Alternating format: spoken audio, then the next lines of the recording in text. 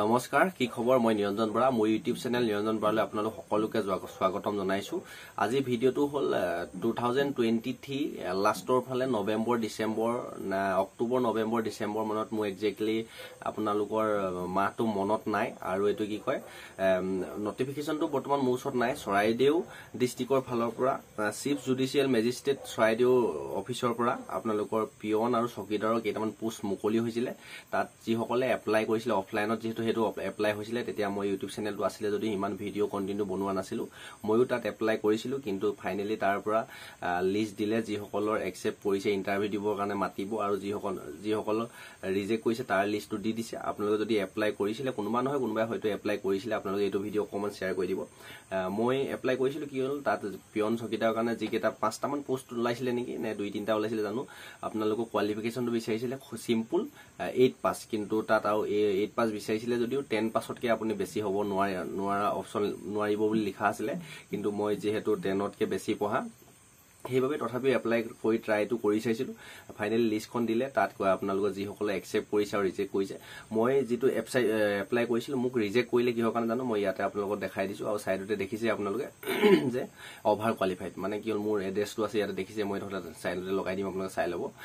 over qualified মানে 8 simple 8 pass বিচাৰিছিল যেটো চকীদাৰ পিয়নৰ কাৰণে তাত কিন্তু আপোনালোকৰ মই 10 মিনিমাম মানে আপুনি 10 পাস মেট্ৰিক পাছলৈকে পঢ়া হলে একসেপ্ট কৰিব বুলি লিখা আছিল মই যেটো মেট্ৰিকতকে বেছি আছে মই এক্সচেঞ্জৰ কাৰ্ডটো দিছো তাত মাৰি দিলে ওলাই যায় কিমান পঢ়া থাকে সেইভাবে আপোনালোকৰ বহুতো এমপ্লয়মেন্ট এক্সচেঞ্জৰ কাৰ্ডখন নিদিয়া কাৰণে ৰিজেক্ট কৰিছে কিছুমানৰ ফৰ্মখন ভুলকে ফিলআপ কৰাৰ কাৰণে ৰিজেক্ট কৰিছে যি সকল ফৰ্ম গৈ তাৰ পালে পুৰা ফুল লিষ্টখন দি দিছে মই লিষ্টখন তলৰ ডেসক্ৰিপচনতো দি থম আৰু আপোনালোকৰ মেইন চৰাইদেউ ডিস্ট্ৰিক্টৰ যেটো অফিচিয়েল ওয়েবসাইট আছে মই কৈ দিছো আপোনালোকে এইটোতে লগাই দিম আপোনালোকে চাই ল'ব soraidewjudicial.assam.gov.in অফিচিয়েল ওয়েবসাইটটো আপুনি ডাইৰেক্ট নিজৰ মোবাইল ফোনতে মাৰিলে হ'ব তাৰ প্ৰথমত যেটো লিংক আহে হেতু আপোনাৰ লিংকত গৈ পেলানি একেবাৰে তললে দি থোৱা আছে লিষ্ট কেইখন আপুনি হেতাতে চাই ল'ব কোন ৰিজেক্ট লিষ্ট আৰু একসেপ্ট লিষ্ট যি সকলে একসেপ্ট কৰিছে তেওঁলোকৰ ইন্টাৰভিউ দিবলৈ মাতিব বা এক্সাম হ'ব নে কি হ'ব নাজানো আপোনালোকৰ বাই পোষ্টৰ যোগেদি আপোনালোকৰ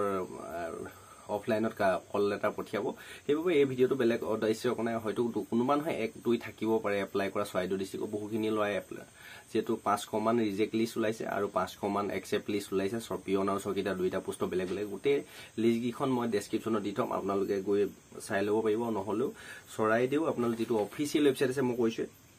soraidewjudicial.assam.gov.in এই অফিচিয়েল ওয়েবসাইটটো গৈ আপোনালোকে চাই ল'ব পাৰে এইটো ভিডিওটো যিমান লগৰ বন্ধু বান্ধৱী আছে পৰিয়ালৰ মানুহলৈ শেয়াৰ কৰি দিব কোনোবাই নহয় কোনোবাই হয়তো এপ্লাই কৰি থোৱা থাকিব পাৰে